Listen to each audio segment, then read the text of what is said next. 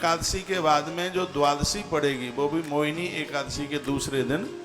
उस दिन जो गरीबी में जी रहे हैं, जिसके घर में पैसा का बहुत ज़्यादा अभाव है, वस्तुओं का अभाव है, बच्चे बेरोजगार है, काम मिल नहीं रहा है, वित्त की वृद्धि होती है, धन की वृद्धि होती है। वैशाख पूर्णिमा की बड़ी महिमा है, त्रयोदशी की बड़ी महिमा है, द्वादशी की भारी महिमा है। कल मैंने एक बात निवेदन की थी कि इस महीने में तुलसी पत्र से पीपल की परिक्रमा लगती है। पूरे महीने के लिए यदि ना हो पावे व्यवस्था तो एकादशी के बाद में जो द्वादशी पड़ेगी वो भी मोहिनी एकादशी के दूसरे दिन।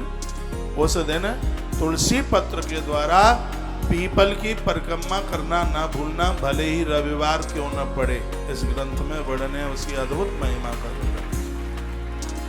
आरोग्यता मिलेगी, परिवार का विस्तार मिलेगा, किसी भी प्रकार की कोई कमी नहीं रहेगी, क्योंकि सभी देवता पीपल में वास करते हैं। मुझे बहुत कथाएं करनी है, फिर आगे मुझे ध्यान नहीं रहेगा, आप पूछेंगे कि वो आपने कैसे बताया था। तो मैं कहता हूँ दुनिया का मुझे पता नहीं है, मेरी कथा में जब आप बैठें तो एक कथा में एक डायरी आप आराम से भर सकते। श्लोक लिखा है, संतीय बहुवित्तानि वृतानि विवदानि चह। जो गरीबी में जी रहे हैं, जिसके घर में पैसा का बहुत ज़्यादा अभाव है, वस्तुओं का अभाव है, बच्चे बेरोजगार है, काम मिल नहीं रहा है, तो यह ग्रंथ कहता है कि संतीय बहुवित्तानि, वित्त कहते हैं धन को। महापुरुष ऐसा कहते हैं कि जो वैशाख मास के इस व्रत को कर लेगा उसके घर में धन का अभाव नहीं होगा, क्योंकि यह कथा स्वयं माता लक्ष्मी ने सबसे पहले नारायण को सुनाई। वैशाख महात्म में है, वो माँ लक्ष्मी ने इसको सुनाया। कितनी अद्भुत कथा है। आपको पता है तुलसी महात्म किसने सुनाया? तुलसी की महिमा माँ पार्वती ने तुलसी का महात्म सुनाया।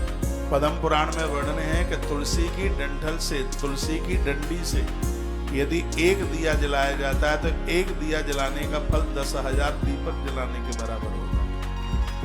आज हमने तुलसी की डंडल से ही दिया जलाया है, दीपक जलाया। जैसे माता पार्वती ने तुलसी महिमा महादेव को सुनाई है, उसी प्रकार से वैशाख महात्म में माँ लक्ष्मी ने भगवान नारायण को सुनाया। और वो कहती है, माँ आंख में आंसू आ गए।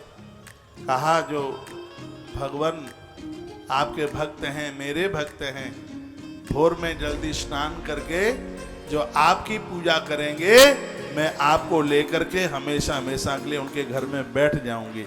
ना मैं जाऊंगी वहां से कहीं, ना आपको जाने दूंगी। माँ लक्ष्मी बोली, उस घर में बहुत बरकत होगी, आप करके ही देख लीजिए। ना कुछ अच्छा हो जाए तो द्वारा पानीपत में आऊं तो मेरे दोनों कान खींच लेना, क्या बोल के गए थे। वित्त की वृद्धि होती है, धन की वृद्धि होती है। और देखिए सबसे आनंद की बात है, पैसा तो कमाने पर आ ही जाता है, लेकिन आनंद की बात यह है कि जो पैसा आता है वो कुकर्म नहीं करता। शराब में खर्च नहीं होता, जुए में खर्च नहीं होता, उल्टे पुल्टे कामों में खर्च नहीं होता। काम सब अपने आप बन जाते हैं, रिश्वत देने की जरूरत नहीं पड़ती, पुलिस थाने में देने की जरूरत नहीं पड़ती, कोई बैठे हो यहाँ तो वकीलों को भी देने की जरूरत नहीं पड़ती। तो ये सबसे बड़ी आनंद की बात है।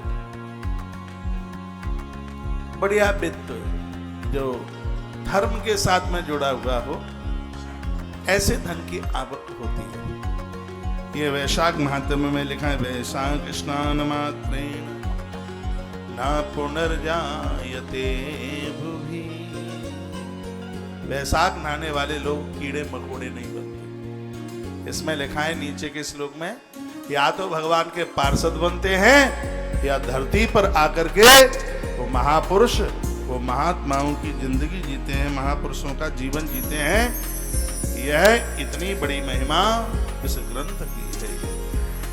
वैशाख महात्म्य, सर्वदानेषु यत् पुण्यम सर्वतीर्थेषु यत् फलम्। धरती के जितने दान हैं, उन दानों को दान देने का फल धरती के जितने 67 करोड़ 60 हजार तीर्थ हैं हमारे ग्रंथों के अनुसार। 67 करोड़ 60 हजार तीर्थों का वर्णन किया। 3.5 करोड़ तो ऐसे तीर्थ हैं जिनको मोटे मोटे अक्षरों में जिनकी लिस्ट है। वैसे 67 करोड़ 60 हजार तीर्थों का वर्णन किया गया है। इस वैशाख महात्म्य में लिखा है जो बैसाख महीना नहा लेता है, दान पुण्य कर लेते हैं, पूजा पाठ कर लेते हैं, उनको 67 करोड़ तीर्थों में दर्शन करने का, स्नान करने का फल प्राप्त हो जाता है। इतनी बड़ी महिमा बताई गई। जलदाना समर्थेन परस्यापि प्रबोधनम। ऐसा कौन है धरती पर जो जल दान न कर पाए? जल खरीदना नहीं पड़ता, प्रकृति उसको देती है।